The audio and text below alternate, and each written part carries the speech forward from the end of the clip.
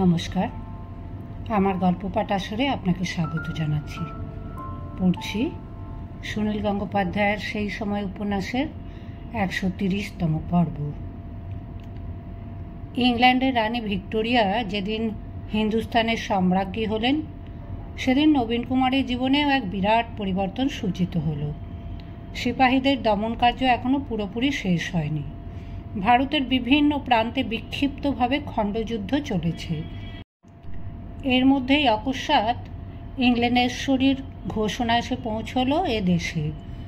কোম্পানির আমল শেষ, এখন থেকে ভারতবর্ষীয় নাগরিকেরা সকলেই সরাসরি ব্রিটিশ রাজবংশের প্রজা।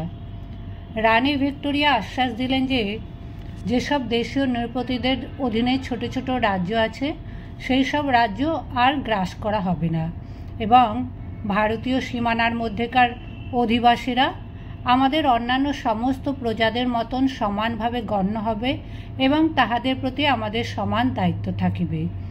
আমরা ইহাতে দায়বদ্ধ রহিলাম। এই উপলক্ষে বিরাট উৎসব হলো লাটপ্রাসাদে। মিষ্টান্ন বিতরিত হলো সমস্ত স্কুলের বালকদের মধ্যে। পথে পথে মহা ধুমধাম। রানীর ঘোষণার বয়ানের বঙ্গানুবাদ এবং অন্যান্য দেশীয় ভাষায় অনুবাদ বিশিষ্ট ব্যক্তিবর্গ পাঠ করে শোনালেন জেলা শহরগুলির জনসাধারণের কাছে। এর ফলে ভারতবর্ষীয়দের অবস্থার কতখানি উন্নতি হলো তা এখনও সঠিক বোঝা না গেলেও অনেকেরই মনে হলো একটা যেন বিরাট কিছু পরিবর্তন ঘটে গেল। রাজা বাদশার অধীনে থাকাই এদেশীয় মানুষের বহুকালের অভ্যেস। প্রায় শতবর্ষ যাবৎ এদেশে সঠিক কোনো সম্রাট ছিল না। ইস্ট ইন্ডিয়া কোম্পানি রাজ্য চালালেও তাদের গায়ে খানদানি রাজবংশের গন্ধ নেই। ব্যবহারেও বেনিয়াসুলভ ভাব ভঙ্গি প্রকট। এতদিন পর সত্যিকারের একজন মহারানীকে পেয়ে সকলেই স্বস্তির নিঃশ্বাস ফেলল। স্থূলকায়া কুরূপা রমণী শ্রীমতী ভিক্টোরিয়া অনেকের চোখে পরিত্রাতা দেবী হিসেবে প্রতিভাত হলেন। শহর কলকাতার অনেক বিশিষ্ট পরিবারেও আনন্দ উৎসব হলো এই দিন। প্রবেশদ্বার সজ্জিত হলো ফুল মালায়, ছাদে উড়িয়ে দেওয়া হলো ইউনিয়ন জ্যাক এবং অনেক রাত্রি পর্যন্ত আত্মীয় বান্ধবদের সঙ্গে খানা পিনা। জোড়াসাঁকোর সিংহসদনে অবশ্য এর ব্যত্যয় হলো। নবীন কুমার কোনো উৎসবের ব্যবস্থা করেনি। মল্লিক, ঠাকুর, দত্ত এবং বসুদের বাড়িতে তার নিমন্ত্রণ ছিল। শারীরিক অসুস্থতার অজুহাত দেখিয়ে কোথাও যায়নি সে। দুদিন আগে একটি ঘটনায় বড় অপমানিত বোধ করেছে নবীন কুমার। নবীন কুমার অর্থের কথা কখনো চিন্তা করে না। তার জননের ঢালাও অনুমতি দেওয়া আছে। সে যখন যা চাইবে সব পাবে। নবীন কুমার অর্থের মূল্য বোঝে না। সে শুধু দু হাতে অকাতরে অর্থ ব্যয় করতে জানে। বিদ্যুৎসাহিনী সভার কাজকর্মের জন্য সে কত যে ব্যয় করেছে তার কোনো ইয়ত্তা নেই। ইদানিং নাটকের মহলার জন্য আরও বেশি ব্যয় হচ্ছে। কিন্তু গত পরশুদিন তার ইচ্ছায় প্রথম বাধা পড়েছে। নাটকের কুশীলবদের জন্য পোশাক নির্মিত হবে, সেই জন্য সভার এক সদস্য কিছু সিল্কের বস্ত্র নমুনা সংগ্রহ করে এনেছে। তার মধ্যে এক প্রকার ইতালীয় সিল্ক সকলেরই খুব পছন্দ হলো। সেই সিল্ক বস্ত্র অবশ্য খুবই মহার্ঘ, কিন্তু নবীন কুমার মূল্যের জন্য আবার কবে রেয়াত করেছে। তখনই দিবাকরকে ডেকে সে হুকুম দিল 100 মুদ্রা নিয়ে আসবার জন্য। দিবাকর ঘাড় মাথা চুলকে শঙ্কায় লজ্জায় বিনয় একেবারে সংকুচিত হয়ে জানালো যে এখন টাকা দেওয়ার কোনো উপায় নেই। স্বয়ং বিধুশেখর সব হিসাবপত্র পরীক্ষা করছেন। এখন কয়েকদিন তহবিল থেকে টাকা তোলা বন্ধ। নবীন কুমার প্রথম কথাটা বিশ্বাসই করতে পারেনি। চাওয়া মাত্র সে টাকা পাবে না, এমন অভিজ্ঞতা তার কখনো হয়নি। সে কড়া স্বরে বলল, বাবুকে বলো আমি নিয়েছি, এখন টাকা নিয়ে এসো, যাও। দিবাকর বলল, আগে তার উপায় নেই কো, তহবিল বাক্সের চাবি বড়বাবু নিজের কাছে রেখেছেন। নবীন কুমার তখন বলল, তাহলে যাও, মায়ের কাছ থেকে আমার নাম করে নিয়ে এসো গে। বিম্ববতীর কাছ থেকে ঘুরে এসে দিবাকর জানালো যে বিম্ববতীর হাতেও একেবারে খালি। যা ছিল তা নবীন কুমারকেই দিয়েছেন। তহবিল থেকে না তুলে তিনিও কিছু দিতে পারবেন না। বন্ধুবান্ধবদের সামনে বড় অপদস্থ হতে হলো নবীন কুমারকে। পরের দুদিন সে আর শয্যা ছেড়ে উঠল না, কারোর সঙ্গে কথাবার্তাও বলল না বিশেষ। মহারানী ভিক্টোরিয়ার ভারত গ্রহণ ঘোষণার দিনেও নবীন কুমার শয্যা ত্যাগ করেনি। সন্ধ্যার পর শোনা যেতে লাগলো পটকা ফাটার শব্দ। মাঝে মাঝে আকাশে ঝলসে ওঠে বাজির রোশনাই। পথে পথে মানুষের ফুর্তির হল্লা। রাত্রে 9টার তোপ দাগার পর যখন নবীন কুমারকে আহার গ্রহণ করার জন্য ডাকতে এলো তার পত্নী, সেই সময় সে পালঙ্ক থেকে নামলো, কিন্তু আহার গ্রহণ করতে গেল না। পত্নীর সঙ্গে একটি কথাও না বলে সে চলে এলো তার জননীর কক্ষের দিকে। অতি প্রাতঃকালেই বিম্ববতী ইদানিং প্রত্যহ গঙ্গা স্নানে যান, সেই জন্য শুয়ে পড়েন সন্ধ্যার আগে রাত্রেই। তার কক্ষের বন্ধ দ্বারের বাইরে দাঁড়িয়ে নবীন কুমার গম্ভীর কণ্ঠে ডাকল, মা, মা। বিম্ববতীর সঙ্গে এখন আর প্রত্যহ তার পুত্রের দেখা হয় না। সে তার বন্ধুবর্গের সঙ্গেই আলাপে বেশি ব্যাপৃত থাকে। পারিবারিক আধিক্যতা সে বিশেষ পছন্দও করে না। বিম্ববতী লোক মারফত প্রতিদিন খবরাখবর নেন। আধো ঘুম আধো তন্দ্রার মধ্যেও বিম্ববতী ধর্মর করে উঠে বসলেন। প্রিয়জন সম্পর্কে প্রথমেই কোনো বিপদের কথা মনে আসে। তিনি দ্রুত এসে দরজা খুলে উৎকণ্ঠিতভাবে জিজ্ঞেস করলেন, কী রে? নবীন কুমার বলল, মা, আমার কত সালে জন্ম তোমার মনে আছে? প্রগাঢ় বিস্ময়মাখা দৃষ্টি ফেলে বিম্ববতী জিজ্ঞেস করলেন, কেন? এত রাত্রে সে কথা কেন? রাত বেশি হয়নি মা, তোমার মনে আছে কিনা বলো। সেই যেবার আমাদের ইব্রাহিমপুরের তালুকটা কেনা হলো, সেটা কত সন? 46 না 47? আমার মনে আছে মা, আমি হিসেব করে দেখেছি। এই পরশুদিন আমার 18 বছর পূর্ণ হয়েছে। ও মা, তাই নাকি? আমি খেয়ালই করিনি। তোর জ্যাঠাবাবুও কিছু বলেননি তো? কেন তোমরা খেয়াল করনি? এখন থেকে এই বিষয় সম্পত্তির মালিক কে, আমি না জ্যাঠাবাবু? ও মা, তুই তো সব কিছুর মালিক। আমি মালিক, আর তবিল বাক্সের চাবি থাকবে জ্যাঠাবাবুর কাছে? নবীন কুমার হুঙ্কার দিয়ে ডাকল, দুলাল, যা তো দুলাল, জ্যাঠাবাবুকে ডেকে নিয়ে আয়। দুলাল প্রায় অষ্টপ্রহরী নবীন কুমারের কাছাকাছি থাকে। বারান্দায় এক কোণে সে বসেছিল। ডাক শুনে কাছে এগিয়ে এলো। বিম্ববতী বলেন, এ কী কথা বলছিস ছোটকু? এত রাতে তো জ্যাঠাবাবুকে ডাকতে যাবে? নবীন কুমার উত্তর দিয়ে বলল, বললুম না, রাত বেশি হয়নি, রাস্তায় কত মানুষজন। উনি যে সন্ধ্যের পরে শুয়ে পড়েন, শোবার পরও দরকার পড়লে মানুষ ওঠে। এখন কি দরকার পড়ল ছোটকু? তবিল বাক্সের চাবি আমার এক্ষুনি চাই। আমি আর কচি খোকাটি নই। আমি টাকা চাইলে দিবাকর আমার মুখের ওপর না বলে। এবার দেখাচ্ছি। ওরকম করিস নি ছোটকু, তুই বরং কাল সকালে গিয়ে ওনার সঙ্গে দেখা করিস। উনি তোকে কত ভালোবাসেন।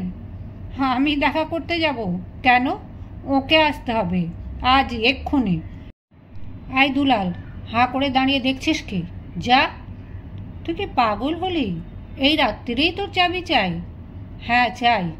আর তুমি ভেবো না মা, আমি কখনো জ্যাঠাবাবুর বাড়িতে চাবি চাইতে যাব না, তাকে নিজে এসে দিতে হবে। বিম্ববতী অনেকবার বোঝাবার চেষ্টা করলেও কিন্তু নবীন কুমারের ক্রোধ উত্তরোত্তর বৃদ্ধি পেতে লাগল। দুলালকে এক প্রকার জোর করে পাঠিয়ে ছাড়ল সে। ইতিমধ্যে তার স্ত্রী সরোজিনী তাকে আহার সেরে নেবার জন্য অনুরোধ জানালো, কিন্তু চাবি হাতে না পাওয়া পর্যন্ত নবীন কুমার অন্ন গ্রহণ করবে না। বিম্ববতী তার গায়ে মাথায় হাত বুলিয়ে শান্ত করার চেষ্টা করলেন, কিন্তু সে ঝটকা মেরে সরে যেতে লাগলো। সে এমনই ছটফট করছে যেন তাকে কেউ তপ্ত কটাহে বসিয়ে দিয়েছে। দুলাল ঊর্ধ্বশ্বাসে দৌড়ে ফিরে এসে জানালো যে বিধুশেখর অনেক আগেই ঘুমিয়ে পড়েছেন, এখন তাকে জাগানো কোনো ক্রমেই সম্ভব নয়। ঠিক উন্মাদেরই মতন চক্ষু দুটি বিস্ফারিত হয়ে গেল নবীন কুমারের। তারকা দুটি যেন ঘূর্ণিত হতে লাগলো। প্রচণ্ড জোরে দুলালকে এক চপেটাঘাত করে সে হিংস্র কণ্ঠে বলল, সম্ভব নয়? তার বাড়িতে আগুন লাগালেও তিনি ঘুম থেকে উঠবেন না? এই সময় যদি আমি মরে যাই তবুও তাকে ডাকা সম্ভব নয়? উল্লুক কোথাকার! বিম্ববতী দুলাল আর নবীন কুমারের মাঝখানে এসে পড়ে বিপন্ন করুণ কণ্ঠে বললেন, কেন এমন করছিস ছোটকু? আমার কথা শোন। কাল সকালে। নবীন কুমার বলল, মা, জমিদার কে, আমি না জ্যাঠাবাবু? জমিদারের রক্ত আছে আমার শরীরে। উনি তো শুধু উকিল, আমাদের সম্পত্তির ওছি। যখন ডাকবো তখনই ওকে আসতে হবে। বিম্ববতী নিথর হয়ে গেলেন। অশ্রুবিন্দু গড়িয়ে পড়ল তার দু চোখ দিয়ে। বাষ্পজড়িত স্বরে তিনি ধীরে ধীরে বললেন, আবার দিব্যি রইল, আজকে রাতটার মতো ক্ষমা দে, কাল সকালেই। নবীন কুমার চিৎকার করে উঠল, আমার চাই না, কাল সকালেই আমি এ বাড়ি ছেড়ে চলে যাব, বিষয় সম্পত্তি সব তোমাদের রইল। একটা চিনে মাটির সুদৃশ্য ভাস তুলে মাটিতে আছড়ে চুরমার করে সে বলল, চাই না, আমার কিচ্ছু চাই না, সব জ্যাঠাবাবু নিক। বারান্দায় সার দেওয়া খাঁচাগুলি থেকে ডেকে উঠল কয়েকটি পাখি। বিম্ববতী এবং সরোজিনী দুজনে মিলে ধরে রাখবার চেষ্টা করলো নবীন কুমারকে, কিন্তু সে সবলে নিজেকে ছাড়িয়ে আরও কিছু জিনিস ভাঙার পর ইতস্তত দৃষ্টি নিক্ষেপ করতে লাগলো। কিছু না পেয়ে সে ছুটে নিজের ঘরে ঢুকে দরজা বন্ধ করে দিল। ভেতরে শোনা যেতে লাগলো দুম দাম শব্দ, সে অনেক কিছুই ভাঙছে। বিম্ববতী এবং সরোজিনী দুজনেই কাঁদতে কাঁদতে দরজায় ধাক্কা দিয়ে বারবার তাকে অনুরোধ করতে লাগলো খোলার জন্য, কিন্তু নবীন কুমার ক্রোধে জ্ঞান শূন্য। খেয়ালি পুত্রটির জেদের পরিচয় বিম্ববতী এর আগেও পেয়েছেন, কিন্তু এতখানি বাড়াবাড়ি কখনো দেখেননি। তিনি খুবই আতঙ্কিত হয়ে পড়লেন।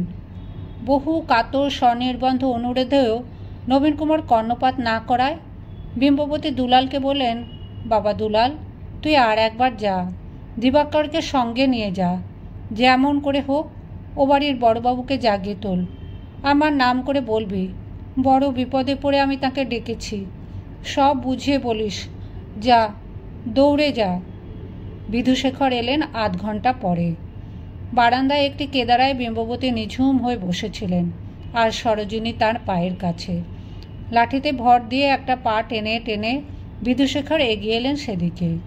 বিধুশেখরকে দেখে সরোজিনী মাথায় ঘোমটা টেনে ছুটে চলে গেল আড়ালে। বিধুশেখর একেবারে বিম্ববতীর সামনে এসে দাঁড়িয়ে জিজ্ঞেস করলেন, কি হয়েছে বিম্ব? বিম্ববতীর মাথার চুল পাতলা হয়ে এসেছে, তার শরীরে সেই অপরূপ রূপ লাবণ্য রাশিতে যেন মেঘের ছায়া পড়েছে ইদানিং। নাকের ওপর একটু একটু মেছে তার দাগ, চিবুকের নিচে ভাঁজ। বিধুশেখরকে দেখে মাথায় অবগুণ্ঠন টানার কথাও তার মনে এলো না। তিনি বিধুশেখরের প্রশ্নের কোনো উত্তর দিলেন না, প্রাণপণে উদ্গত অশ্রু রোধ করার চেষ্টা করতে লাগলেন। বিধুশেখর বললেন, ওই দুলালটা একটা বেল্লিক, আগেরবার গিয়ে আমায় ডাকতে পারেনি, ওপরে উঠে গেলেই তো পারত, এমন কিছু রাত হয়নি কি? ছোটকু কোথায়? বিম্ববতী হাত তুলে বন্ধ ঘরের দরজা দেখিয়ে দিলেন। বিধুশেখর সেখানে গিয়ে ডাকলেন, ছোটকু, ছোটকু। কক্ষের মধ্যে আপাতত কোনো শব্দ নেই। বিধুশেখরের ডাকের পর আবার কিছু একটা ভাঙার শব্দ হলো। বিধুশেখর গলা চড়িয়ে বললেন, ছোটকু খোল, আমি চাবি এনেছি। তৎক্ষণাৎ সশব্দে দরজা খুলে গেল। নবীন কুমার হাত বার করে বলল, কই দিন। সারা ঘরের মধ্যে লণ্ডভণ্ড অবস্থা, বিছানা বালিশও পড়ে আছে মেঝেতে। বিধুশেখর একটুক্ষণ এক দৃষ্টে চেয়ে রইলেন নবীন কুমারের দিকে, তারপর সহাস্য মুখে প্রশ্ন করলেন, এত রাতে চাবি নিয়ে কী করবি? কাল সকাল পর্যন্ত তর্স হয়েছিল না? নবীন কুমার জেদি বালকের মতো বলল, চাবি এখন থেকে আমার হেফাজতে থাকবে, পরশু থেকে আমি সব কিছুর মালিক। বিধুশেখর বললেন, তা তো বটে, শুধু তোর বাপের সম্পত্তি কেন, আমার যা কিছু আছে সেসবও তো বলতে গেলে তোরই। আমার তো থাকবার মধ্যে আছে ওই নাতি, আমি চোখ বুঝবার আগে তার ভার তো তোর হাতেই দিয়ে যাব।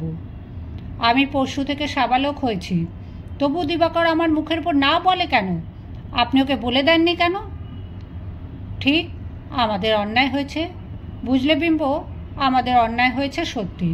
আমি 5 কাজে ব্যস্ত রয়েছিলাম, সেই জন্য দিনক্ষণের হিসেব করিনি কো।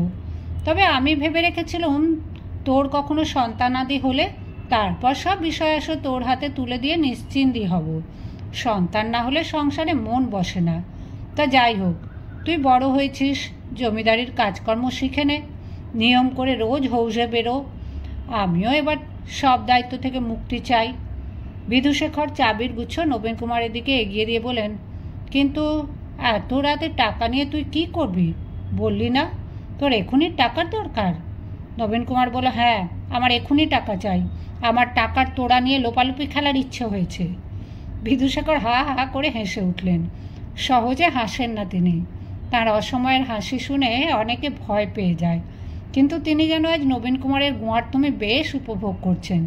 হাসতে হাসতেই বলেন, আর যাই করিস বাপু, টাকা নিয়ে কখনো লোপালুপি খেলতে যাস না, বড় পিছলে যায়, একবার হাত পিছলে গেলে আর ধরা যায় না। বিম্ববতীর দিকে ফিরে তিনি আবার বলেন, আমাদের ছোটকুর কতগুলো দোসর জুটেছে, তারা বিজ্ঞের মতন খুব গেরেম ভারী কথা বলে বটে, কিন্তু সবগুলোনেরই মতলব ছোটকুর মাথায় ক্যাঁটাল ভাঙা। আমি সবই টের পাই, সব কিছুরই খবর রাখি। আমি যে এখনো মরিনি সেটা তারা জানে না। তারপর লাঠিটি বাগিয়ে ধরে তিনি বললেন, চলি গো বিম্ব, আমার মাথা থেকে একটা গুরুভার নেমে গেল। আজ থেকে আমি নিশ্চিন্তি। রামকমলের জিনিস তার ছেলের হাতে তুলে দিয়েছি।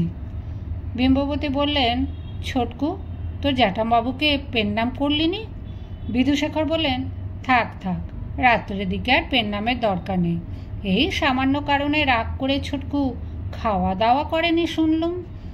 যা, এখন খেয়ে দিয়ে শুয়ে পড়গে যা।